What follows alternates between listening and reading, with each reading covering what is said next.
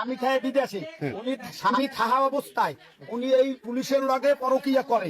এই গভীর রাতে এইখানে হাতে নাতে ধরা পড়েছে এবং দেখতে পাচ্ছেন গ্রামবাসীরা সবাই সেই বাড়িতে ছুটে এসেছেন।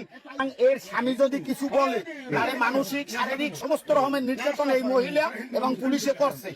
এই দিনে হেরে এই পুলিশে আবার কায়দাকাণ্ড করে টাকা পয়সা দিয়ে বাইরে বাড়াই দিয়েছে, এই ঘরে হে থাকে।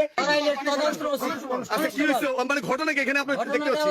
এই উল্লার পাড়ের ইব্রাহিমের স্ত্রী ওনার সাথে সম্পর্ক, আমরা গ্রামবাসী ওনারে হাতে নাতে অবৈধ কামে ধরছি উলঙ্গ অবস্থায়। স্বামীর নাম কি? ইব্রাহিম হাওলাদার। ইব্রাহিম হাওলাদার উনি কোথায় থাকে? উনি বাইরে থাকে। উনি বাইরে থাকে? উনি বাইরে থাকে। আর ওই মহিলার নাম হইছে পারভিন আক্তার। আওয়ামী লীগের ভালো প্রভাবশালী নেতা ছিল, সভানেত্রী আওয়ামী লীগের। আমরা ধরছি উলঙ্গ অবস্থায়, একই অবস্থায় ধরছি তাদের দুইজনকে একই অবস্থায় ধরেছেন। আপনি আপনি আপনার পরিচয় একটু দেবেন? আপনার পরিচয়, আপনার নাম কি একটু বলবেন? আমার নাম মোহাম্মদ মফিজুর। আপনি কোথায় আছেন?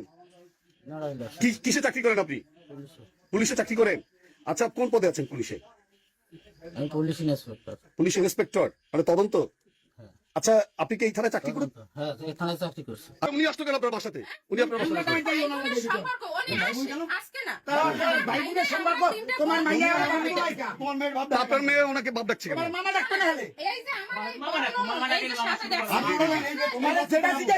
তুমি ও বাপ দেখে কেন? বাপডাকে শোনেন, তারে বাপ ডাকে, মামারে বাপ ডাকে, তারে বাপ ডাকে, তার নাতি আছে এই বড় বোনের ননদ। এই বাপ আচ্ছা আমি কথা শোনেন। আচ্ছা আপনি এদিকে শোনেন, আপনি এদিকে শোনেন। আমি তো একা নাই, আমি আমার স্বামী বাড়ি নাই। আচ্ছা এই যে আপনার বিরুদ্ধে যে অভিযোগ, এই যে ওনাকে এই ঘরেই পাওয়া গেছে, উনি চাকরি করে পুলিশে নড়াইলে, উনি ইন্সপেক্টর পরিচয় দিয়েছে, তা আপনার বাসায় কেন আসলো অত দূর থেকে? এই 5 বছর ধরে আসে, আজকে নতুন না। কিন্তু আপনার সাথে তার ভাই বোনের সম্পর্ক? আমার স্বামী আছে, তার কাছে জিজ্ঞেস করেন, সে থাকতো আসে, এখনো আছে। আপনার হাজবেন্ড কোথায়? আপনার হাজবেন্ড কোথায়? বাইরে থেকে? আমি তো ছুটিতে আসছি, ব্যাংকের কাজে আসছি। সেখান থেকে এই যে আমার মেয়ে বিয়ে হয়েছে, ওনার তার সাথে যোগাযোগ হয়েছে। আপনার নাম কি? আপনার নাম কি? আমার নাম মফিজুর রহমান শেখ। মফিজুর রহমান শেখ।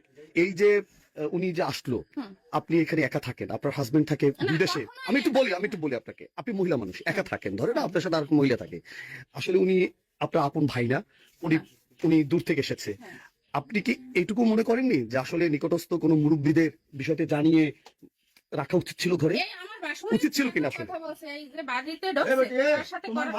উচিত ছিল কিনা? উচিত ছিল কিনা? উচিত ছিল বলেন। বলেন, শুনেন আপনার নাম বলেন। আপনার নাম কি? আপনার কি নাম? আমার নাম এলাকাবাসী। তুমি বলতে পারো না, নাম বলো। নাম বলো। আমার নাম পারভিন। পারভিন। উনি এখানে এই অপকর্ম বহুদিন ধরে করে। এর ভাসুর দেওর সবাই এটা নিয়ে এলাকাবাসী কি করে। এরপরে উনি 5 তারিখের পর আর আসতো না, উনি নিজে খুলনা যাইতো। উনি যাইতো নিজে? মহিলা যাইতো।